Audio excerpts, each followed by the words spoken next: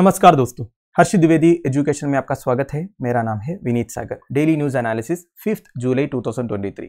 Daily news आपके लिए मैं डिस्कस कर रहा हूँ। एडिटोरियल्स थोड़ी देर बाद हर्षित सर लेके आएंगे, ठीक है। तो देख लेते हैं आज कौन कौन से इंपॉर्टेंट न्यूज़ है। 5 इंपॉर्टेंट न्यूज़ है दोस्तों, जिसे हम डिटेल में डिस्कस करेंगे, ठीक है। Number 1, SCO calls for multipolar world order as Iran joins grouping. देखिए SCO का जो मीटिंग है इस साल इंडिया में चल रहा है, पहली बार इंडिया में हो रहा है। Prime minister Narendra Modi ji chair कर रहा है। तो इसमें काफ़ी सारे एग्रीमेंट्स वगैरह साइन हुआ है। कुछ इंपॉर्टेंट पॉइंट्स के ऊपर डिस्कशंस हुआ है, वो हम डिस्कस करेंगे। एंड मोस्ट इंपॉर्टेंट पॉइंट ये है, ईरान जो है SCO ज्वाइन करने वाला है, ठीक है। सेकंड, देखिए कनाडा में जो खालिस्तान पोस्टेज का प्रॉब्लम हुआ है, बेसिकली किल इंडिया करके एक पोस्टर आजकल वायरल हो रहा है, तो उसके चलते इंडिया अपना कंसर्न एक्सप्रेस किया है कैनेडियन गवर्नमेंट के सामने, वो डिस्कस करेंगे। फिर सुप्रीम कोर्ट में एंटी डिफेक्शन को लेके बेसिकली महाराष्ट्र पॉलिटिक्स में जो चल रहा है रीजनली, उसके बारे में न्यूज़ है, तो हम एंटी डिफेक्शन लॉ के बारे में डिटेल में डिस्कस करेंगे। फिर centre to assist border states and UTs to set up homes for rehabilitation. देखिए हमारे बॉर्डर कंट्रीज में से वीमेन एंड चाइल्ड ट्रैफिकिंग होता है इंडिया की तरफ, तो इसे रोकने के लिए और उन विक्टिम्स को रिहैबिलिटेट करने के लिए ministry of women and child ministry की तरफ से कुछ स्टेप्स है, ठीक है, वो हम डिस्कस करेंगे। फिर इजिप्ट एंड टर्की के बीच में डिप्लोमेटिक रिलेशंस फिर से एस्टैब्लिश होने वाला है। 2013 में कुछ इश्यूज की वजह से दोनों ने अपने डिप्लोमेटिक मिशंस वगैरह कैंसिल किए थे, तो अब जाके फिर से ये रीएस्टैब्लिश होगा, ये भी एक न्यूज़ है। तो ये 5 न्यूज़ हम डिटेल में डिस्कस करेंगे। आगे जाने से पहले लेक्चर पर लाइक का बटन, चैनल को अब तक शेयर एंड सब्सक्राइब नहीं किया हो तो कर लीजिएगा, और हमें सपोर्ट करने के लिए आप सुपर थैंक्स का ऑप्शन यूज कर सकते हैं। और हर्षित द्विवेदी एजुकेशन की तरफ से यूपीएससी प्रिपरेशन के लिए ऑनलाइन कोर्सेज अवेलेबल है दोस्तों। डिटेल्स के लिए आप harshitdvidi.com वेबसाइट विजिट कीजिए। शुरुआत करते हैं सबसे पहला news. SCO calls for multipolar world order as Iran joins grouping, GS paper 2 international relations regional groupings में ये न्यूज़ आपको काम आएगा। काफ़ी रेलेवेंट न्यूज़ है दोस्तों, काफ़ी इंपॉर्टेंट न्यूज़ है, काफ़ी कुछ समझने को है, तो डिटेल में हम डिस्कस करेंगे। सबसे पहले हेडलाइन को समझ लेते हैं। मल्टीपोलर वर्ल्ड ऑर्डर की बात हो रही है दोस्तों। क्या होता है मल्टीपोलर वर्ल्ड ऑर्डर? आपने बेसिक NCERT पॉलिटी में कोल्ड वॉर के बारे में पढ़ा होगा। आपको ये पता है कि कोल्ड वॉर के टाइम पर दुनिया बाईपोलर हो गए थे। बेसिकली 2 सुपर पावर्स एमर्ज हो गए थे, एक तरफ यूनाइटेड स्टेट्स ऑफ अमेरिका और दूसरी तरफ USSR या फिर सोवियत यूनियन, ठीक है। तो बेसिकली एक तरह का पोलराइजेशन हुआ था। तो 2 सुपर पावर्स का ही बात हो रही थी, बाकी कंट्रीज का कोई इंपॉर्टेंस ही नहीं था। मतलब बाकी जितने कंट्रीज थे या तो USA के साथ थे, बाकी जो बचे थे वो सोवियत यूनियन के साथ थे, ठीक है। तो बेसिकली इधर पूरी दुनिया जो है 2 पोल्स में डिवाइड हो गया, बाकी कंट्रीज का कोई इंपॉर्टेंस ही नहीं है। ये सही है क्या? नहीं सही है। तो जैसे कोल्ड वॉर खत्म हो गया तो ये बाइपोलर से यूनिपोलर बन गया था, केवल USA की हेगेमनी स्टार्ट हो गया था, है कि नहीं? तो ऐसा नहीं होना चाहिए। आज सर्कमस्टेंसेस काफी डिफरेंट हो चुका है, ठीक है। तो सारे कंट्रीज का अपना एक इंपॉर्टेंस है। तो इसी बात को शंघाई कोऑपरेशन ऑर्गेनाइजेशन जो है फिर से बोला है, एकदम फर्म किया है। तो मल्टीपोलर वर्ल्ड ऑर्डर हम क्रिएट करेंगे, इस तरह शंघाई कोऑपरेशन ऑर्गेनाइजेशन के मेंबर्स ने बोला है, ठीक है। तो ये पर्टिकुलर न्यूज़ में जितने भी इंपॉर्टेंट पॉइंट्स हैं, ये डिस्कस करने से पहले शंघाई कोऑपरेशन ऑर्गेनाइजेशन के बारे में कुछ बेसिक डिटेल्स हम डिस्कस कर लेते हैं। सबसे पहले शंघाई कोऑपरेशन ऑर्गेनाइजेशन एक इंटर गवर्नमेंटल ऑर्गेनाइजेशन है। ये फाउंड हुआ था शंघाई चाइना में। कब? 15 जून 2001 में बाई 6 कंट्रीज। कौन कौन से कंट्रीज थे जब SCO फॉर्म हुआ था? 1 is People's Republic of China, Kazakhstan, Kyrgyz Republic that is Kyrgyzstan, Russia, Tajikistan and Uzbekistan, ठीक है। बाद में 2005 में 2 और कंट्रीज जुड़ गए, वो है इंडिया एंड पाकिस्तान, ठीक है। तो अभी के हिसाब से शंघाई कोऑपरेशन ऑर्गेनाइजेशन में 8 कंट्रीज हैं, पर ईरान भी ज्वाइन हुआ है। वैसे ईरान को ज्वाइन करने का जो प्लान काफी सालों से चल रहा था, तो इस बार जब SCO का समिट इंडिया में हो रहा है, ईरान भी ज्वाइन होंगे, ठीक है। Now also the SCO counts 4 observer states, तो 4 ऑब्जर्वर स्टेट्स भी है।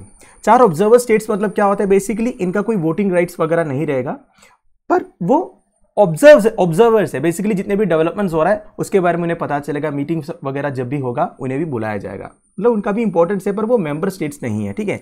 तो SCO में मेंबर्स ऑब्जर्वर स्टेट्स कौन कौन है? Afghanistan, Republic of Belarus, Islamic Republic of Iran and Mongolia, ठीक है। नाउ SCO का 6 डायलॉग पार्टनर्स भी है। 1 is Azerbaijan, 2 Armenia, Cambodia, Nepal, Turkey, आजकल टर्की को तुर्की बोलते हैं, ये बात आपको मालूम होगा, एंड श्रीलंका। ठीक है, ये सारे डायलॉग पार्टनर्स भी है। Now it is an Eurasian political economic and security alliance. देखिए ये सारे शब्द जो है आपको आपके आंसर राइटिंग में यूज करना है। ठीक है, क्योंकि ये सारे जो शब्द है जैसे कि political economic and security alliance, इसका वेटेज बहुत है। ठीक है, काफी इंपॉर्टेंट टर्म्स है, ये सब आपको यूज करना ही करना है। नाउ एससीओ का एक स्पेशलिटी है, वो है दुनिया का लार्जेस्ट रीजनल ऑर्गेनाइजेशन है इन ज्योग्राफिक स्कोप एंड पॉपुलेशन। देखिए इंडिया एंड चाइना अगर एक ऑर्गेनाइजेशन में आ गया, इसका मतलब यह है ऑब्वियस सी बात है लार्जेस्ट ऑर्गेनाइजेशन हो जाएगा in terms of population. Geographic scope भी अगर आप देखोगे, रशिया, चाइना, इंडिया जैसे कंट्रीज है, तो लार्जेस्ट रीजनल ऑर्गेनाइजेशन है SCO in geographic scope and population, covering 3/5 of Eurasian continent. तो यूरोप एंड एशिया जो कॉन्टिनेंट्स है उसका 3/5 एरिया एससीओ कवर कर रहा है।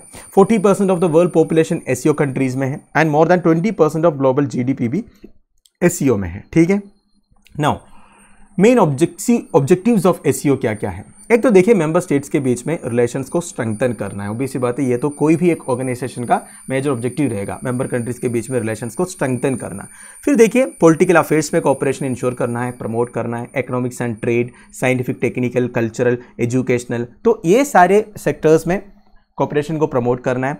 और energy, transportation, tourism and environmental protection जैसे फील्ड्स में भी कोऑपरेशन को प्रमोट करना है। ठीक है, नाउ इसके अलावा regional piece, security and stability को सेफगार्ड करना है। ठीक है, देखिए ये जो एससीओ वाला एरिया है, इधर कॉन्फ्लिक्ट्स बहुत होते हैं, आपको पता ही होगा। बेसिकली जो इंडिया पाकिस्तान एरिया सबसे ज़्यादा कॉन्फ्लिक्ट प्रोन एरिया है, और इंडिया चाइना वाला जो बॉर्डर एरियाज है, तो वैसे तो एससीओ का मेजर ऑब्जेक्टिव है regional piece, security and stability को सेफगार्ड करना, पर वो कितना हद तक इंप्लीमेंट हो रहा है ये बात आपको मालूम है। ठीक है, एंड फाइनली एक democratic, equitable, international political and economic order को क्रिएट करना। ठीक है, तो ये सारे मेन ऑब्जेक्टिव्स है शंघाई कोऑपरेशन ऑर्गेनाइजेशन का।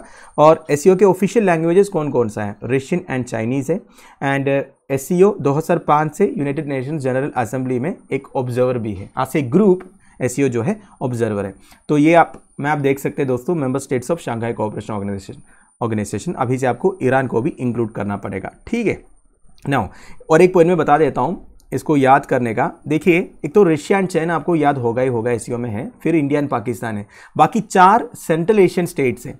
अब सेंट्रल एशियन स्टेट्स एक्चुअली आपको मालूम है, सॉरी सेंट्रल एशियन स्टेट्स बोल रहा हूँ, सेंट्रल एशियन कंट्रीज जो है 5 है कि नहीं? कजाकिस्तान, किर्गिस्तान, उज्बेकिस्तान, तजाकिस्तान, इसके अलावा एक तुर्कमेनिस्तान भी है। ठीक है, तुर्कमेनिस्तान एससीओ में मेंबर नहीं है, क्योंकि तुर्कमेनिस्तान का एक स्टेट पॉलिसी है कि वो किसी भी तरह का इस तरह के अलायंस में ज्वाइन नहीं होंगे करके। ठीक है, तो तुर्कमेनिस्तान को छोड़ के बाकी सारे सेंट्रल एशियन कंट्रीज है, फिर इंडिया पाकिस्तान है, रशिया चाइना है, अभी से ईरान भी आएगा। वापस न्यूज़ में आएंगे। ठीक है, the formation of a more representative and multipolar world order is in the global interest, leaders of Shanghai cooperation organisation said at a virtual summit chaired by prime minister Narendra Modi on July 4। तो जुलाई 4 को ये CEO meeting को chair किया prime minister of India Narendra Modi. तो more representative and a multipolar world order create करने की बात हुई है। ठीक है, मोर रिप्रेजेंटेटिव मतलब क्या? मतलब देखिए ईरान को भी इंक्लूड कर रहा है, तो और रिप्रेजेंटेटिव हो गया एससीओ जो है। एंड मल्टीपोलर वर्ल्ड ऑर्डर क्या है मैंने आपको बता दिया। ठीक है, now the grouping decision is to induct Iran as its 9th and latest member was one of a number of agreements signed at the summit. तो ईरान को आज द 9th मेंबर ज्वाइन कराने वाला है। नाउ इंडिया एससीओ समिट को पहली बार host कर रहा है दोस्तों। ठीक है, तो एससीओ समिट जब भी होगा ना, अलग अलग कंट्रीज अपने कुछ स्टेटमेंट्स को प्रेजेंट करते हैं इंटरनेशनल रिलेशंस के पर्सपेक्टिव में, तो हर एक कंट्री अपनी कुछ बातें बोला है। ठीक है, तो इसको भी हम डिस्कस करेंगे। देखिए समिट में एक कंसेंसस नहीं आ पाया है कुछ इश्यूज़ के ऊपर, जैसे कि चाइना तो अपना बेल्ट एंड रोड इनिशिएटिव के बारे में खूब बात की है। आपको पता ही है दोस्तों, बेल्ट एंड रोड इनिशिएटिव को इंडिया जो है अपोज करते हैं।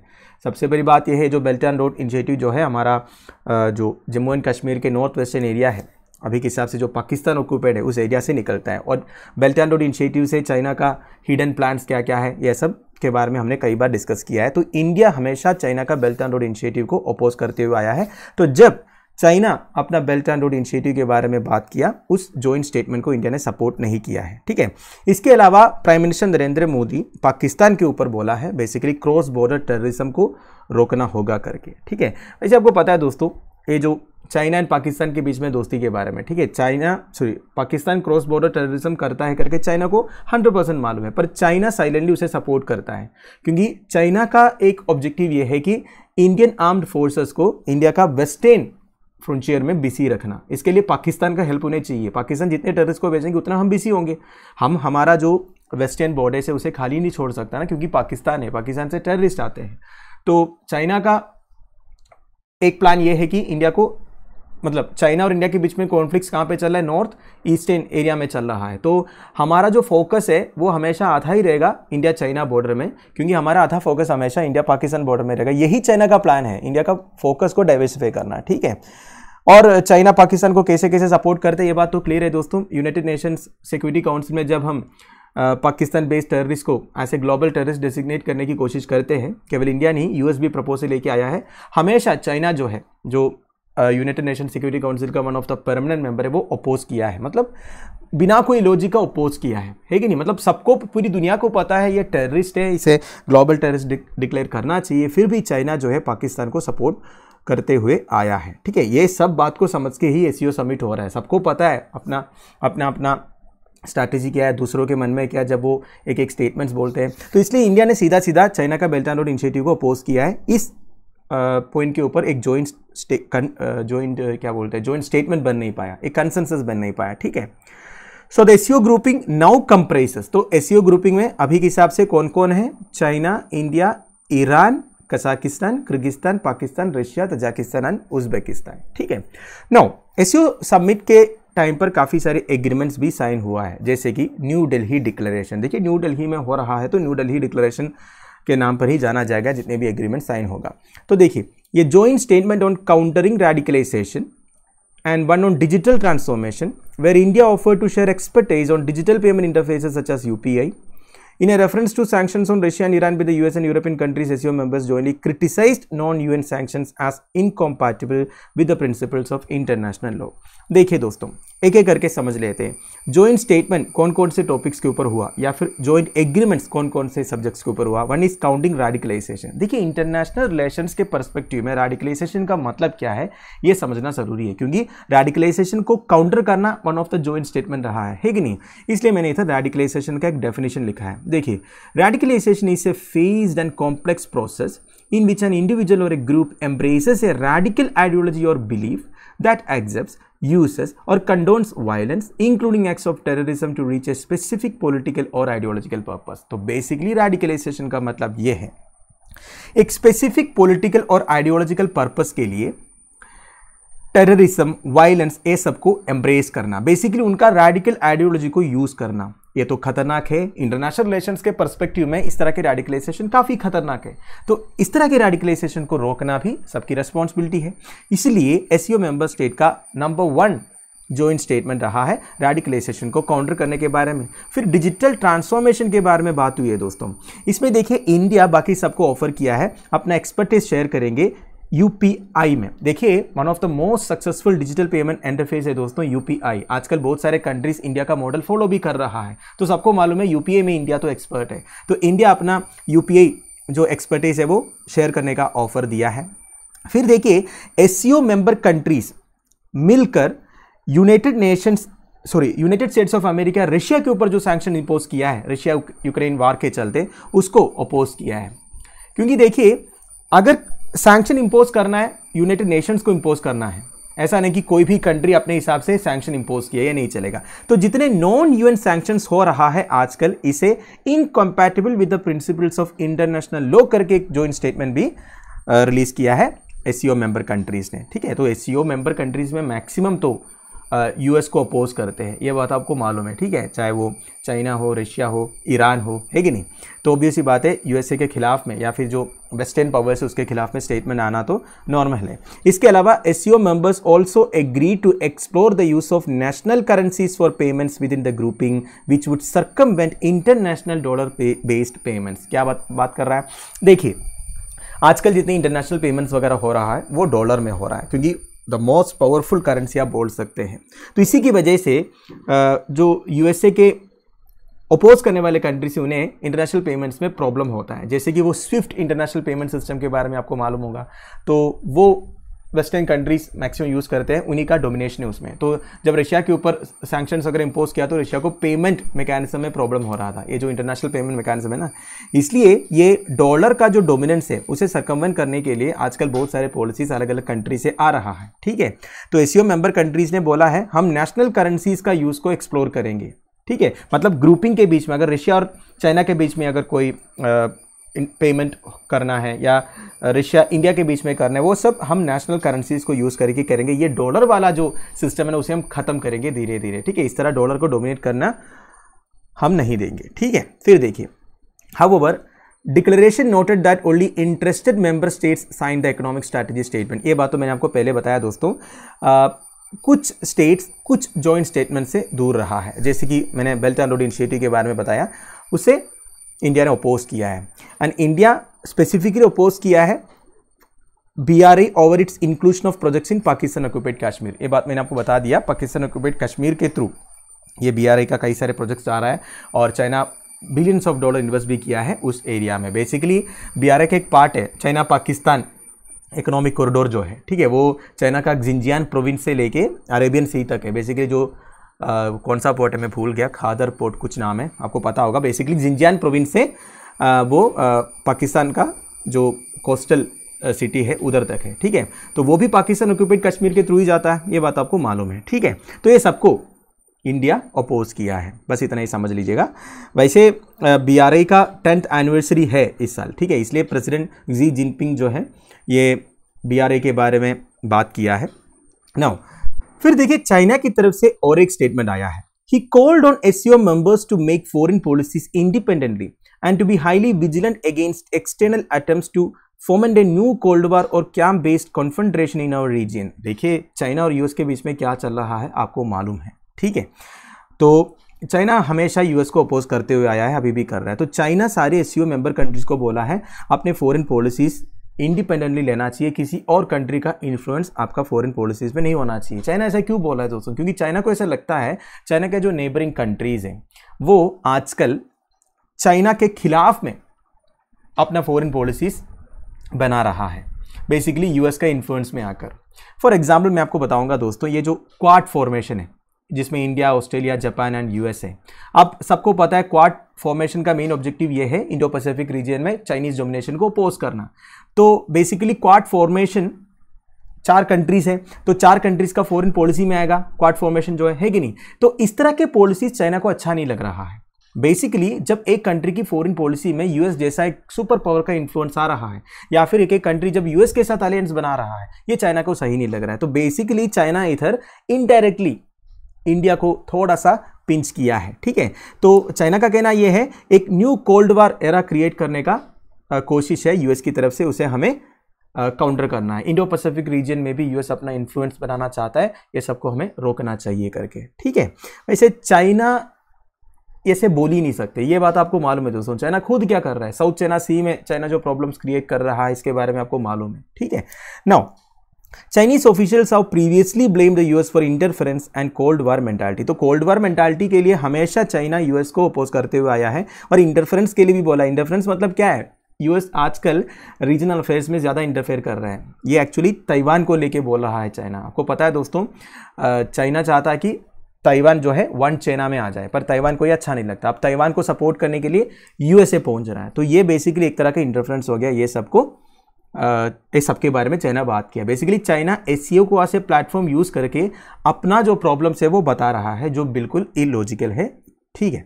नाउ रशिया की बात करें। अब देखिए, रशिया यूक्रेन वार होने के बाद पहली बार व्लादिमीर पुतिन साहब जो है इस तरह एक इंटरनेशनल प्लेटफॉर्म में आके बात कर रहा है।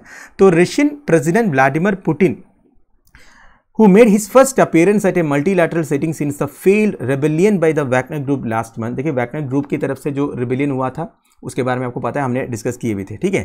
And he blamed external forces for training Ukraine anti Russian and supplying weapons to it. तो बेसिकली यूक्रेन को जो external forces like Europe, western European countries and USA weapons जो सप्लाई कर रहा है, ये सबको रशिया ने अपोज किया है, ठीक है। Now the daily declaration listed A number of global challenges including new and emerging conflicts, turbulence in markets, supply chain instability, climate change and the covid pandemic. देखिए, अब अपने अपने प्रॉब्लम्स को छोड़ के कुछ ग्लोबल चैलेंजेस के बारे में भी दिल्ली डिक्लेरेशन बात किया है, जैसे कि न्यू एंड एमर्जिंग कॉन्फ्लिक्ट्स जितने हो रहा है, मार्केट्स में जो इंस्टेबिलिटी हो रहा है, सप्लाई चेन का इंस्टेबिलिटी जो है, सप्लाई चेन मतलब चीज़ें A to B तक पहुंचने में जो दिक्कतें आ रही है, ठीक है, इसकी जो इंस्टेबिलिटी आजकल है, क्लाइमेट चेंज ऑब्वियसली एक मेन इश्यू है, एंड फाइनली कोविड-19 पैंडेमिक के बारे में भी बात हुआ है। एक डिक्लेरेशन है दोस्तों, SCO member states confirm their commitment to formation of a more representative democratic just and multipolar world order based on the universally recognised principles of international law, multilateralism, equal joint indivisible comprehensive and sustainable security, cultural and civilisational diversity, mutually beneficial and equal cooperation of states with a central coordinating role of the UN। थोड़ा सा ज़्यादा बोल दिया मैंने। देखिए दोस्तों, ये SCO member states का एक डिक्लेरेशन आप बोल सकते हैं, इसे आप रटा भी मारोगे अच्छा है, क्योंकि आप कई सारे आंसर राइटिंग्स में इस तरह के स्टेटमेंट्स अपने साइड से लिख सकते हैं, काफ़ी अच्छी तरीके से लिखा हुआ है। देखिए, SCO मेंबर स्टेट्स अपना कमिटमेंट को कंफर्म किया है एक more representative democratic just and multi polar world order को क्रिएट करने के लिए। किसके बेसिस पर? यूनिवर्सली रिकॉग्नाइज प्रिंसिपल्स जितना है वो principles of international law, multilateralism, equal, joint, indivisible, comprehensive वगैरह वगैरह, ठीक है, जो हर एक मेंबर स्टेट्स ऑफ USA के लिए म्यूचुअली बेनिफिशियल होगा एंड एक इक्वल कोऑपरेशन ऑफ स्टेट्स होगा with a central coordinating role of the United Nations Organisation. तो ये स्टेटमेंट भी रहा है SCO मेंबर कंट्रीज की तरफ से, ठीक है। तो आई होप इस टॉपिक को आप अच्छी तरह समझ गया होगा। This is very important international relation से पर्सपेक्टिव में और रीजनल ग्रुपिंग्स के पर्सपेक्टिव में। चलो अगले न्यूज़ पर चलते हैं। अब अगला है, India launches protest with Canada over Khalistan postage, GS paper 2 and 3, international relations, links to terrorism, separatism, ये सभी से आप कनेक्ट कर सकते हैं इस पर्टिकुलर न्यूज़ को। देखिए, कनाडा में क्या हो रहा है आप सबको मालूम है, प्रो खालिस्तान सपोर्टर्स की तरफ से प्रोटेस्ट चल रहा है। आजकल देखा जाएगा तो केवल कनाडा में नहीं, ऑस्ट्रेलिया, कुछ यूरोपियन कंट्रीज में भी प्रो खालिस्तान मूवमेंट देखने को मिल रहा है दोस्तों, ठीक है। तो रीजनली हुआ क्या है, रीजनली खालिस्तान ग्रुप जो है उनका एक लीडर हरदीप सिंह निज्जर का असैसिनेशन हुआ था। अब इसके बाद ये जो खालिस्तान सपोर्टर्स है उनकी तरफ से काफ़ी प्रोटेस्ट देखने को मिला है। बेसिकली रीसेंटली ऑनलाइन एक पोस्टर वायरल हो गया और वो पोस्टर जो है उसमें किल इंडिया करके लिखा हुआ था और इन्होंने वार्निंग भी दिया है कि कनाडा में जो इंडियन डिप्लोमेट्स है, जो IFS ऑफिसर्स वगैरह है, उन्हें भी मारेंगे करके, ठीक है। तो भी सी बात है, इंडिया कनाडा से बात किया है, ministry of External Affairs high commissioner of Canada Cameron MacKay को समन किया है, ठीक है। पूछा है क्या हो रहा है, आपका गवर्नमेंट हमारे डिप्लोमेट्स को प्रोटेक्ट करने के लिए क्या कर रहा है, ठीक है। देखा जाएगा तो जून 5 को Khalistani activist in Canada operation blue star का एनिवर्सरी मार्क किया था। बेसिकली उन्होंने रैलीज वगैरह कंडक्ट किए थे। ऑपरेशन ब्लू स्टार के बारे में आपको मालूम होगा, ब्रीफली मैं आपको बता देता हूँ। 1984 में the then prime minister of India Indira Gandhi ने ऑर्डर किया था ऑपरेशन ब्लू स्टार। इस ऑपरेशन का ऑब्जेक्टिव ये था, Khalistani activist headed by Jarnail Singh Bhindranwale को गोल्डन टेम्पल से बाहर निकालना। इस ऑपरेशन में जर्नैल सिंह भिंद्रावाले का डेथ होता है। इसी की वजह से सिख कम्युनिटी की तरफ से काफ़ी प्रोटेस्ट देखने को मिला और finally prime minister Indira Gandhi का असैसिनेशन हुआ था। उन्हीं के सिक्योरिटी गार्ड्स ने शॉट्स फायर किए थे। तो जब जून 5 को खालिस्तानी एक्टिविस्ट ने ये रैलीज वगैरह कंडक्ट किया तो इंडिया अपना प्रोटेस्ट एक्सप्रेस किया था कैनेडियन गवर्नमेंट को, ठीक है। और पिछले कुछ दिनों से अगर आप देखोगे ये जो किल इंडिया पोस्टेज है ये काफ़ी वायरल हो रहा है। And this postage call for avenging the death of Hardeep Singh Nijjar who was shot dead on the premises of a gurdwara on June 18 in Surrey, British Columbia. तो बेसिकली 18 जून को खालिस्तानी लीडर हरदीप सिंह निज्जर का जो डेथ हुआ उसी का रिवेंज हम लेंगे, उसके लिए हम अवेंज करेंगे बोल के ये पोस्टर्स में लिखा हुआ है। और ये किल इंडिया जो शब्द है दोस्तों ये तो बिल्कुल एक्सेप्टेबल नहीं है, इसलिए इंडिया जो है कैनेडियन गवर्नमेंट को बोला है और कनाडा का जो हाई कमिश्नर है इंडिया में उन्हें सम्मन भी किया है, ठीक है। नाउ ये जो हरदीप सिंह निज्जर की बात करें दोस्तों, ये one of the wanted individuals है इंडिया में। Actually Punjab chief minister Amarinder Singh list of wanted individuals Canadian government को हैंडओवर किया था 2018 में जब Canadian PM Justin Trudeau visit किए थे, ठीक है। तो उसमें ये हरदीप सिंह निज्जर का भी नाम था और ऐसे भी एलिगेशन ये जो निज्जर है ये पाकिस्तान विजिट किया था 2013-14। Now the very important point, काम की बात करते हैं। कैनेडियन फॉरेन मिनिस्टर मेलेनी जोली ने बोला है इंडियन डिप्लोमेट्स के खिलाफ ये जो कैंपेन चल रहा है, बेसिकली ये जो किल इंडिया पोस्टर्स के थ्रू वो क्या बता रहा है, कनाडा में जो इंडियन डिप्लोमेट्स है उनका भी मर्डर करेंगे करके। तो उन्होंने बोला है Canada takes its obligations under the Vienna Conventions regarding the safety of diplomats very seriously. तो वियना कन्वेंशन के अंडर जो ऑब्लिगेशंस है कैनेडियन गवर्नमेंट का, उसी को मेंटेन करके हम इंडियन डिप्लोमेट्स की सेफ्टी को इंश्योर करेंगे करके कैनेडियन फॉरेन मिनिस्टर बोला है। Now Vienna Conventions on diplomatic relations हमारे लिए इंपॉर्टेंट हो जाता है, उसी के बारे में हम डिस्कस करते हैं। ये कन्वेंशन अडॉप्ट किया था 1961 में by the United Nations conference on diplomatic intercourse and immunities held in Vienna, Austria. Austria का कैपिटल है वियना, उधर ही ये कन्वेंशन को अडॉप्ट किया था। कन्वेंशन का पूरा नाम है the Vienna convention on diplomatic relations. 1961 में ये अडॉप्ट हुआ था। Now the treaty lays down the rules and regulations of diplomatic relations between countries and also the privileges that diplomats enjoy in other countries. Very important point. एक तो देखिए इस treaty में diplomatic relations का rules and regulations किस तरह होना चाहिए कंट्रीज के बीच में, इसके बारे में लिखा हुआ है।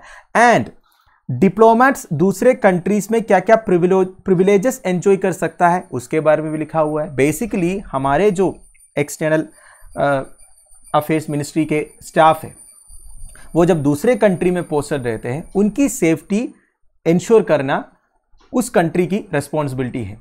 तो उसके बारे में प्रोविजन है ये वियना कन्वेंशन में। The treaty ended into force in April 1964 and currently there are 192 parties to the convention। तो लगभग सारे कंट्रीज इस कन्वेंशन का पार्ट है।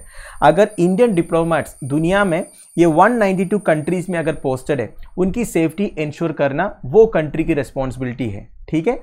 Now The Vienna Convention applies not only to diplomats but also to both military and civilian personnel from the military departments who are present in the country under the authority of the Chief of Diplomatic Mission। देखिए दोस्तों, ये मत समझ लीजिएगा केवल diplomats के लिए Vienna convention applicable है।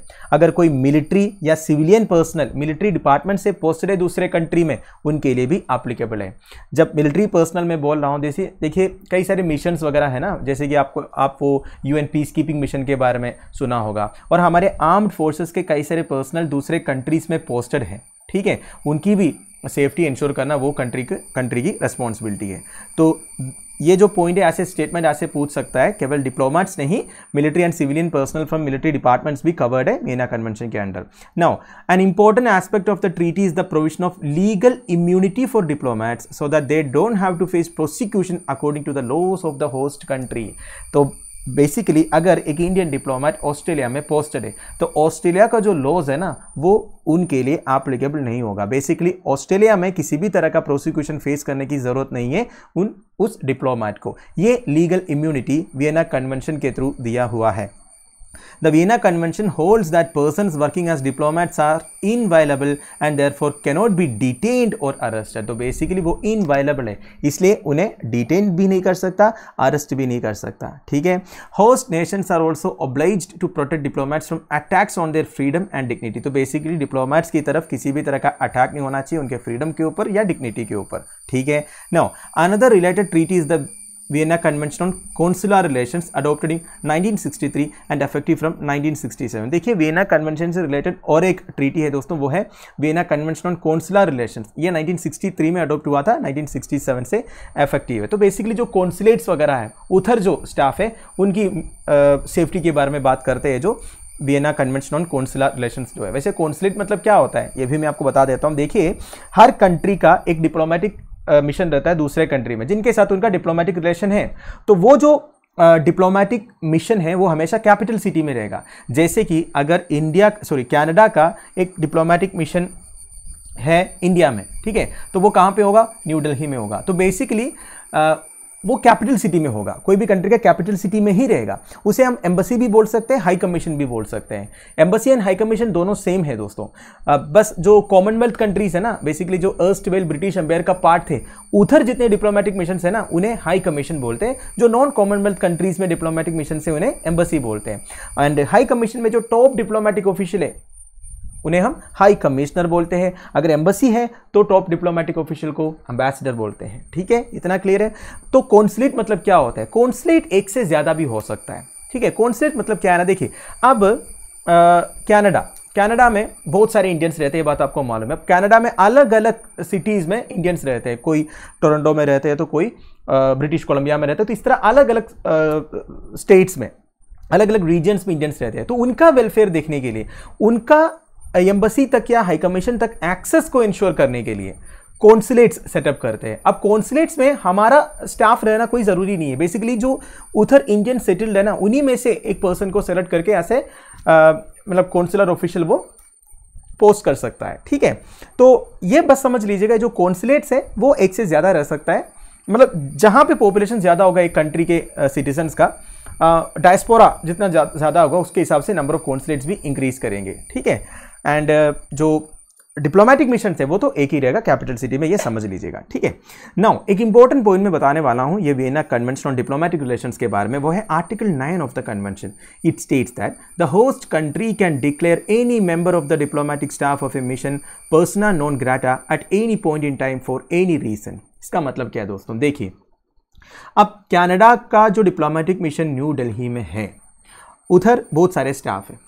अगर इंडियन गवर्नमेंट को लगा उसमें से एक पर्सन या एक से ज़्यादा पर्सन ठीक नहीं है इंडिया में रहने के लिए, मतलब इंडियन गवर्नमेंट को एक पर्टिकुलर पर्सन के ऊपर डाउट है, तो उस डिप्लोमेटिक स्टाफ को गवर्नमेंट ऑफ इंडिया जो है पर्सना नॉन ग्राटा करके डिक्लेयर कर सकता है, ठीक है। Any reason at any time, कोई भी रीजन हो सकता है। And such a person must be recalled by the home country of the person within a stipulated time period और else he stands to lose his diplomatic immunity. तो जब government of India उस person को persona non grata करके declare करते हैं तो एक स्टिपुलेटेड टाइम पीरियड भी देते हैं, उससे पहले उन्हें वापस लेके जाना होगा होम कंट्री को, नहीं तो उनको डिप्लोमेटिक इम्यूनिटी नहीं मिलेगा। समझ गए आप? तो डिप्लोमेटिक इम्यूनिटी तब तक है जब तक एक पर्सन पर्सना नॉन ग्राटा नहीं है, ठीक है। एक एग्जाम्पल मैं बता रहा हूँ, मई 2020 में 2 Pakistani officials from their mission were declared persona non grata by the Indian government for indulging in activities incompatible with their status as members of a diplomatic mission। मतलब देखिए पाकिस्तान का जो डिप्लोमेटिक मिशन है इंडिया में, तो उस मिशन में 2 Pakistani officials ऐसे कुछ काम किए जो आज से मेंबर ऑफ डिप्लोमेटिक मिशन उन्हें करना नहीं चाहिए था। तो इसलिए गवर्नमेंट ऑफ इंडिया ने क्या किया, उन्हें पर्सना नॉन ग्राटा करके डिक्लेयर किया और पाकिस्तान को उन्हें वापस लेके जाना पड़ा। तो ये सारे पॉइंट्स जो है ध्यान रखिएगा, दिस इज वेरी इंपॉर्टेंट।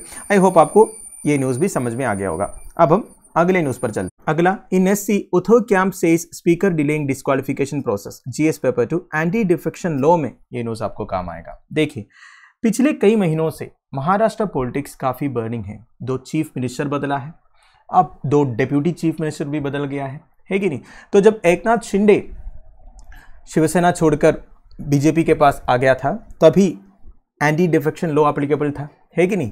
और अब जाके एनसीपी से अजित पवार जी बीजेपी के साथ आ गया है और वो बन गया है डिप्यूटी चीफ मिनिस्टर। वैसे अजित पवार जी बोल रहे थे कि वो एनसीपी कभी नहीं छोड़ेंगे, पर जब उन्हें ऐसा एक ऑफर मिल गया डिप्यूटी चीफ मिनिस्टर का, तब वो भी बीजेपी के साथ पहुंच गया है, ठीक है।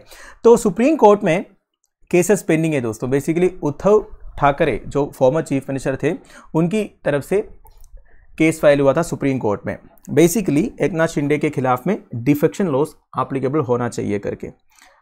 तो उद्धव ठाकरे कैंप का कहना यह है, महाराष्ट्र असेंबली स्पीकर राहुल नरवेकर जो है डिस्क्वालिफिकेशन प्रोसीडिंग्स को डिलिबरेटली डिले कर रहा है against chief minister Eknath Shinde.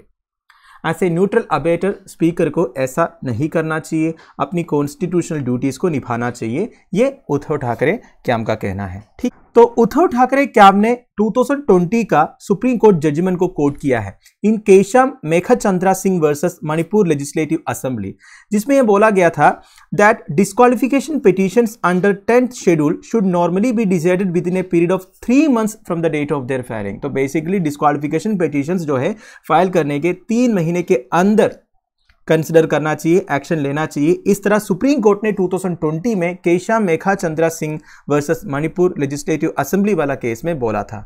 तो वो भी इधर फॉलो नहीं हो रहा है, ये उद्धव ठाकरे कैंप का कहना है। जब मैं एक स्पीकर की कॉन्स्टिट्यूशनल ड्यूटीज के बारे में बात करता हूं तो 10th schedule that is anti defection law of the constitution के बारे में डिटेल में बताना पड़ेगा, वो हम डिस्कस करेंगे। That is very much important. वैसे आपको पता होगा, थोड़ा सा रिविजन हो जाएगा। What is anti defection law? The anti defection law punishes individual members of parliament और MLAs for leaving one party for another. तो बेसिकली एक पार्टी टिकट में जीत के एमएलए या एमपी बनते हैं, इसके बाद अगर पार्टी छोड़ देते हैं, उनके लिए एप्लीकेबल है एंटी डिफेक्शन लॉ जो है। ये 10th शेड्यूल में आता है दोस्तों, ठीक है। पार्लियामेंट कॉन्स्टिट्यूशन का 10th शेड्यूल में इसे ऐड किया था 1985 में। Its purpose was to bring stability to governments by discouraging legislators from changing parties. देखिए उससे पहले तक क्या हो रहा था ना, कोई भी गवर्नमेंट का स्टेबिलिटी नहीं था। मतलब एक पार्टी टिकट में जीतने के बाद ये जो एमएलएज एंड एमपी से वो आराम से अपना पार्टी छोड़ देते थे। मतलब वो बोलेगा मुझे मिनिस्टरशिप चाहिए, अगर नहीं देंगे तो सीधा सीधा पार्टी बदल देंगे। तो इस तरह बहुत सारे केसेस चल रहा था, इसलिए पार्लियामेंट ये एंटी डिफेक्शन लॉ लेके आया था 1985 में, ठीक है।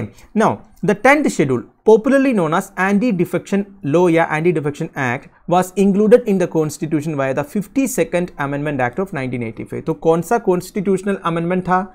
वो है 52nd अमेंडमेंट एक्ट ऑफ 1985, ध्यान दीजिएगा, ठीक है। Now it sets the provision for disqualification of elected members on the grounds of defection to another political party। तो बेसिकली कब कब एक इलेक्टेड मेंबर्स डिस्क्वालीफाई हो जाएगा, इसके बारे में प्रोविजंस इस एंटी डिफेक्शन लॉ में लिखा हुआ है, ठीक है। Now it was a response to the toppling of multiple state governments by party hopping MLAs after general elections of 1967। देखिए एक्चुअली 1967 का जनरल इलेक्शंस के बाद एक हैंगिंग असेंबली बनने वाला था। मतलब किसी भी पार्टी का प्रॉपर मेजोरिटी नहीं था, तो उस टाइम पर एक एक पार्टी जो है एमएलएस को पकड़ रहे थे। बेसिकली अलग अलग ऑफर्स देके, पैसे देके एमएलएस को बुला रहे थे अपने अपने पार्टी ज्वाइन करने के लिए। तो उसी का एक रेस्पॉन्स आप बोल सकते हैं दोस्तों, ये जो 52nd अमेंडमेंट एक्ट ऑफ 1985, ठीक है। However it allows a group of MP और एमएलएस टू ज्वाइन और merge with another political party without inviting penalty for defection. Now the most important point, ये जो एंटी डिफेक्शन लॉ में लिखा है दोस्तों, एक एमएलए या एक एमपी अपना पार्टी छोड़ के जाएंगे, उनके लिए तो एप्लीकेबल है, ठीक है, वो डिस्क्वालीफाई हो जाएगा। पर without inviting the penalty for defection MLAs या एमपीज जो है पॉलिटिकल पार्टी चेंज कर सकते हैं। कैसे, वो मैं आपको बताता हूं कैसे। As per the 1985 Act, a defection by 1/3 of the elected members of a political party was considered a merger। अगर एक पॉलिटिकल पार्टी में जितने मेंबर्स हैं, बेसिकली जितने एमएलएस या एमपीज हैं, उनमें से 1/3 अगर एक साथ दूसरा पार्टी ज्वाइन करेगा ना, उसे डिफेक्शन में काउंट नहीं करेगा, मर्जर में काउंट करेगा। तो इसमें कोई प्रॉब्लम नहीं था, समझ रहे ना। अगर मान लीजिए एनसीपी के पास 40 एमएलएस है, अब 40 का जो 1/3 है, 1/3 मतलब करीब कितना आएगा, करीब 14 के करीब, 13 के करीब आएगा, ठीक है। अगर 13 एमएलएस एक साथ बीजेपी ज्वाइन करते हैं तो कोई इश्यू नहीं है, वो डिफेक्शन नहीं मर्जर में काउंट होगा।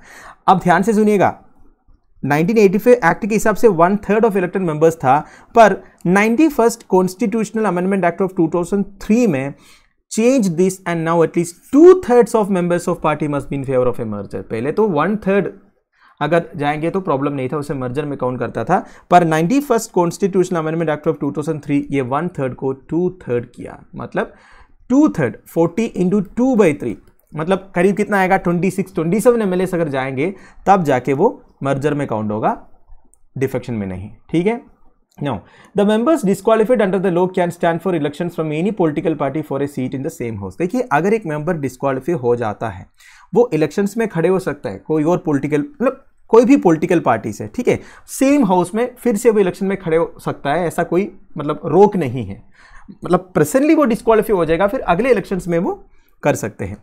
The decision on questions as to disqualification on ground of defection are referred to as chairman or speaker of such house, which is subject to judicial review. Now the very important point 9, देखिए the decision on questions as to disqualification on ground of defection are referred to the chairman or the speaker of such house। तो basically disqualification से related जो questions है, ठीक है, उसे refer किया जाता है प्रिसाइडिंग ऑफिसर को, चेयरमैन या स्पीकर ऑफ हाउस को, ठीक है, and it is subject to judicial review. Judicial review के लिए जा सकता है बेसिकली, इसलिए तो सुप्रीम कोर्ट में केस चला ना, जुडिशियल रिव्यू हो रहा है कि डिफेक्शन होना है नहीं होना है, कि क्या क्या सवाल है जो भी है, ठीक है। So it is under judicial review, ये भी आप ध्यान दीजिएगा, ऐसा नहीं कि कोर्ट का कोई इंटरवेंशन नहीं होना चाहिए, कोर्ट का इंटरवेंशन हो सकता है। However law does not provide a time frame within the presiding officer has to decide a defection case. देखिए लॉ के अंदर कोई टाइम फ्रेम नहीं प्रोवाइड किया हुआ है, मतलब कब तक प्रिसाइडिंग ऑफिसर मैंने जो स्पीकर है, चेयरमैन है, वो एक डिफेक्शन केस के ऊपर डिसीजन लेना चाहिए करके, ठीक है। पर 2020 में सुप्रीम कोर्ट का जो जजमेंट है Keshav Meghachandra Singh versus Manipur legislative assembly, इसमें ये बोला गया that disqualification petitions under 10 schedule should normally be decided within a period of 3 months from the date of their firing. तो थोड़ा सा कॉन्ट्राडिक्टरी है, तो इसी तरह का कॉन्ट्राडिक्टरी स्टेटमेंट्स का इंटरप्रिटेशन सुप्रीम कोर्ट करेंगे, ठीक है। तो सुप्रीम कोर्ट की तरफ से फाइनल डिसीजन आएगा।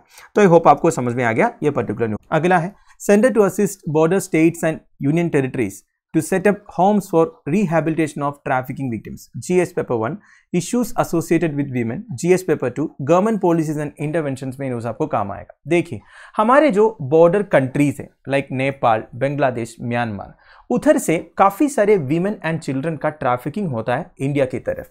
बेसिकली उन एरियाज में जो गरीब किस्म के लोग हैं दोस्तों, उन्हें उधर के कुछ ब्रोकर्स या एजेंट्स जो है better life and employment opportunities provide करेंगे बोलकर इंडिया में ट्रैफिक करते हैं। और आपको पता ही होगा दोस्तों, उनमें से मैक्सिमम लोग जो है वो दिल्ली, मुंबई, कोलकाता जैसे सिटीज़ में पहुंच जाते हैं और वो कमर्शियल सेक्स वर्कर्स बन जाते हैं। बेसिकली उन्हें फोर्स किया जाता है कमर्शियल सेक्स वर्क के लिए, और जो बच्चे हैं उनसे बेगिंग करवाते हैं, है कि नहीं।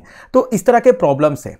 So the center has decided to help build infrastructure in border areas to combat child trafficking and help in rehabilitation and protection of victims. तो basically इन victims को protect करने के लिए सेंटर जो है border areas में अच्छा infrastructure build-up करेंगे।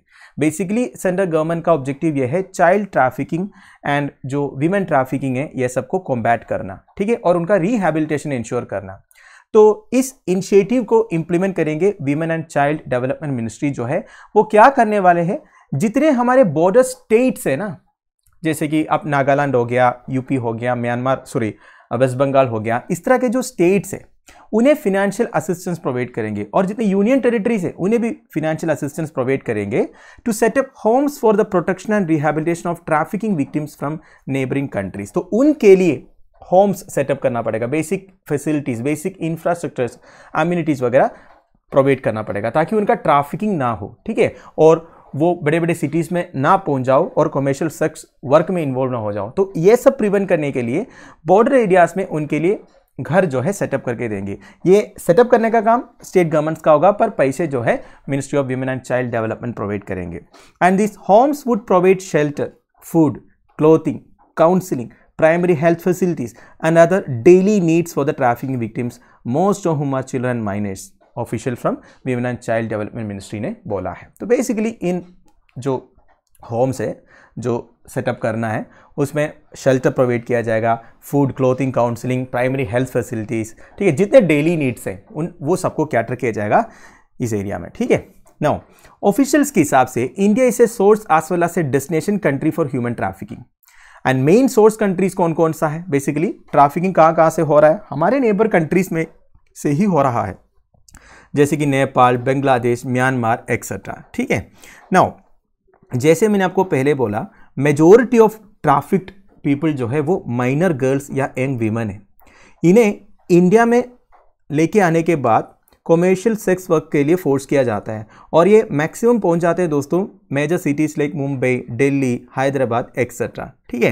And from where they are taken out of the country mainly to the West Asia and South East Asia. आप देखिए मुंबई, दिल्ली, हैदराबाद जैसे सिटीज़ में उन्हें उनसे कॉमर्शियल वर्क करवाते हैं, उसके बाद उधर से उनका मतलब और ट्रैफिकिंग होता है, उन्हें West Asia, South East Asia जैसे कंट्रीज तक लेके जाते हैं यही काम के लिए, ठीक है। तो ये सब प्रिवेंट करना एक गवर्नमेंट की रिस्पॉन्सिबिलिटी है, इसलिए ministry of women and child development इस तरह के एक्शन लिया है। So the states bordering this countries need to be more vigilant and have adequate facilities to provide relief and rehabilitation. तो जितने बॉर्डर स्टेट्स है उन्हें ध्यान रखना पड़ेगा, ठीक है, उन्हें इनके लिए बेसिक फैसिलिटीज वगैरह प्रोवाइड करना पड़ेगा, और फंडिंग जो है मिनिस्ट्री से मिल जाएगा, ठीक है। नाउ कुछ इंपॉर्टेंट पॉइंट, अब तक women and child development ministry जो है फिनेंशियल असिस्टेंस प्रोवाइड कर रहा था सारे स्टेट्स एंड यूनियन टेरिटरीज को under Nirbhaya fund to set up strengthen anti human trafficking units in every district of the country. तो अब तक देखा जाएगा तो women and child development ministry जो है हर स्टेट एंड यूनियन टेरिटरीज को फिनेंशियल असिस्टेंस प्रोवाइड कर रहा था अंडर निर्भया फंड। अब निर्भया फंड के अंदर हर स्टेट एंड यूनियन टेरिटरी को anti human trafficking units set up करना है हर डिस्ट्रिक्ट में, ठीक है। Now funding has also been provided for setting up this units in border guarding forces such as BSF and SSB. तो देखिए हमारे जो बॉर्डर गार्डिंग फोर्सेस है जो एक इंपॉर्टेंट रोल प्ले कर सकता है ह्यूमन ट्रैफिक को रोकने के लिए उन्हें भी फंड्स प्रोवाइड कर रहा था, जैसे कि बॉर्डर सिक्योरिटी फोर्स है, सशस्त्र सीमा बल है, उन्हें भी women and child development ministry जो है फंडिंग प्रोवाइड कर रहा था इस तरह के anti human trafficking units setup करने के लिए। तो अभी के हिसाब से देश में 788 एंटी ह्यूमन ट्रैफिकिंग यूनिट्स हैं, इंक्लूडिंग 30 इन बॉर्डर गार्डिंग फोर्सेस। तो बीएसएफ एंड एसएसबी में भी 30 HTUs है, ठीक है। ये सब इंपॉर्टेंट पॉइंट्स है दोस्तों, डायरेक्टली इनडायरेक्टली मेंस में जब आपसे क्वेश्चन पूछा जाएगा तो ये सारे पॉइंट्स आपको लिखना है, ठीक है। Now the trafficking victims in the border areas will also be produced before the child welfare committees. देखिए एक चाइल्ड वेलफेयर कमेटी है जो बच्चों का वेलफेयर देखते हैं। तो जितने ट्रैफिकिंग विक्टिम्स को आप रिहैबिलिटेट करने के लिए लेके आएंगे उन्हें सबसे पहले चाइल्ड वेलफेयर कमेटी के सामने पेश करना है। अगर वो चाइल्ड 18 साल से नीचे हैं तो उन्हें चाइल्ड वेलफेयर कमेटीज के सामने पेश करना है।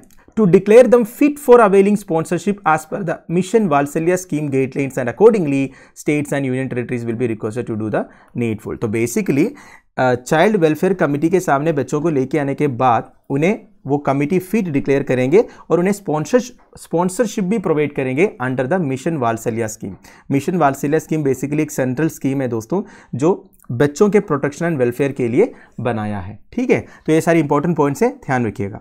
Final news, Egypt Turkey appoint ambassadors to upgrade diplomatic relations. GS paper 2 international relations में न्यूज आपको काम आएगा। देखिए डिप्लोमेटिक रिलेशंस को अपग्रेड करने का मतलब क्या हो गया दोस्तों। देखिए एक कंट्री और दूसरे कंट्री के बीच में डिप्लोमेटिक रिलेशंस को एस्टैब्लिश करने का एक तरीका है डिप्लोमेटिक मिशन को सेटअप करते हैं। देखिए डिप्लोमेटिक मिशन क्या होता है, मैंने आपको पहले ही न्यूज़ में डिटेल में बताया था। एक होता है एम्बेसी, दूसरा होता है हाई कमीशन, दोनों सेम है बस नाम अलग अलग है। तो अगर एक कंट्री का डिप्लोमेटिक मिशन नेमली एम्बेसी या हाई कमीशन दूसरे कंट्री का कैपिटल सिटी में है, अगर वो ऑपरेशनल है, इसका मतलब यह है कि दोनों कंट्री के बीच में डिप्लोमेटिक रिलेशंस ऑलरेडी है, ठीक है। तो टर्की एंड इजिप्ट के बीच में डिप्लोमेटिक रिलेशंस थे, बट 2013 में एक प्रॉब्लम हुआ दोस्तों, ठीक है। 2013 में हुआ क्या था, Egypt's then army chief Abdel Fattah al Sisi led the ouster of Muslim Brotherhood's Mohammed Morsi and ally of Ankara. तो बेसिकली हुआ क्या था कि 2013 में इजिप्ट का then army chief Abdel Fattah al CC तो प्रेजेंटली इजिप्ट के president भी है, ये बात आपको मालूम है। तो इजिप्ट के प्रेसिडेंट बनने से पहले Abdel Fattah al CC Egypt के आर्मी चीफ थे, फिर वो डिफेंस मिनिस्टर भी बने थे। तो इन्होंने क्या किया, एक कूप कंडक्ट किया और मोहम्मद मुर्सी को रिमूव किया। और ये मोहम्मद मुर्सी जो है ये टर्की के एक अले था, ठीक है। तो obvious सी बात है ये टर्की को सही नहीं लगा, है कि नहीं। तो तब से देखा जाएगा तो टर्की और इजिप्ट के बीच में डिप्लोमेटिक रिलेशन ठीक नहीं है, बेसिकली कैंसिल ही किया था। दोनों ने अपने एम्बेसडर्स को वापस बुलाया था, ठीक है। Now they have not had ambassadors since two Sisi now Egypt's president and his Turkish counterpart Tayyip Erdogan agree to reinstate them in May. तो 2013 से लेकर 2023 मई तक उनके बीच में कोई डिप्लोमेटिक रिलेशन नहीं थे, पर अब जाके इजिप्ट के president Abdel Fattah al CC और टर्किश प्रेसिडेंट ताइप एर्दोगन ने डिसाइड किया है कि इसे री एस्टैब्लिश करने के लिए, ठीक है। तो दोनों ने एक दूसरे के कैपिटल सिटी में अपने एम्बेसडर्स को अपॉइंट भी किया, ठीक है। अब ये एम्बेसडर्स का नाम वगैरह दिया हुआ है, this is not important for you, ठीक है। वैसे इजिप्ट एम्बेसडर अंकारा में जाएंगे और टर्की के एम्बेसडर इजिप्ट का कैपिटल कायरो में जाएंगे। तो टर्की का कैपिटल है अंकारा, इजिप्ट का कैपिटल है कायरो, ठीक है। Now The appointments marked an important milestone in the normalization of relations. Turkish Foreign Minister Hakan Fidan said following the announcement. तो obvious सी बात है दोस्तों, टर्की इजिप्ट जैसे मेजर कंट्री से मिडिल ईस्ट में इनके बीच में अगर डिप्लोमेटिक रिलेशंस एस्टैब्लिश हो रहा है, इंटरनेशनल रिलेशंस के पर्सपेक्टिव में काफ़ी इंपॉर्टेंट बात है, ठीक है। Now consultation between senior foreign ministry officials in Ankara and Cairo began in 2021 as Turkey sought better ties with Egypt, UAE, Israel and Saudi Arabia। देखिए एक्चुअली डिप्लोमेटिक रिलेशंस को re-establish करने की बातें जो है 2021 में ही शुरू हो गया था, क्योंकि टर्की आजकल Egypt, UAE, Israel, Saudi Arabia जैसे स्टेट से अच्छे रिलेशंस मेंटेन करना चाहते हैं, ठीक है। वैसे रिसेंटली जब कतर में फीफा वर्ल्ड कप कंडक्ट हुआ तब Egyptian president and Turkish president हाथ मिलाए थे। इसके बाद जब टर्की में मैसिव अर्थक्वेक्स वगैरह हुआ तब इजिप्ट के फॉरेन मिनिस्टर समय शोकरी टर्की विजिट किए थे, अपने सोल्डारिटी एक्सप्रेस किए थे, ठीक है। मतलब इस तरह दोनों के बीच में रिलेशंस धीरे धीरे बेटर हो रहा था, तो अब जाके डिप्लोमेटिक रिलेशंस भी अच्छा होने वाला है, ठीक है। And the two countries have also been at odds over Libya where they backed opposing factions in an unresolved conflict and also our maritime borders in the gas rich eastern Mediterranean. देखिए दोनों countries के बीच में already कुछ issues है। एक तो देखिए Libya में जो सिविल वार चल रहा है ना, तो टर्की एक फैक्शन को सपोर्ट कर रहा है, इजिप्ट जो है दूसरे फैक्शन को सपोर्ट कर रहा है, ये एक इश्यू है। दूसरा, मेडिटेरेनियन सी में मैरिटाइम बॉर्डर्स को लेके काफ़ी सारे कंट्रीज के बीच में कॉन्फ्लिक्ट है। कॉन्फ्लिक्ट मतलब बेसिकली ओपिनियन डिफरेंसेस है। तो इसमें भी इजिप्ट एंड टर्की जो है दोनों दो पार्ट्स में है। तो ये दो इश्यूज है ऑलरेडी इजिप्ट एंड टर्की के बीच में। अब ये टाइम ही बताएगा कि ये सारे इश्यूज जो है कैसे सॉल्व हो जाते हैं। वैसे मैं आपको मैप दिखा देता हूँ। ये टर्की है, टर्की की कैपिटल अंकारा है और एक मेजर सिटी है इस्तांबुल। टर्की के बॉर्डर कंट्रीज कौन कौन से हैं? Georgia, Armenia, Iran, Iraq, Syria. और देखिए टर्की के साथ हैंड साइड में है दोस्तों मेडिटेरेनियन सी, ठीक है। अब मेडिटेरेनियन सी के इस पार इधर आपको इजिप्ट दिखाई देगा। ये देखिए दोस्तों, इधर आपको इजिप्ट दिख रहा है, ठीक है। इजिप्ट का नॉर्थन साइड में मेडिटेरेनियन सी है, ठीक है। नो, इजिप्ट का भी बॉर्डर कंट्रीज देख लेते हैं। लीबिया है, सूडान है और ईस्टर्न साइड में इसराइल है। तो बेसिकली दोनों जो कंट्रीज है वो मेडिटेरेनियन सी के साथ बॉर्डर्स शेयर करते हैं, इसलिए मैरिटाइम बाउंड्री को लेके दोनों के बीच में इश्यूज है।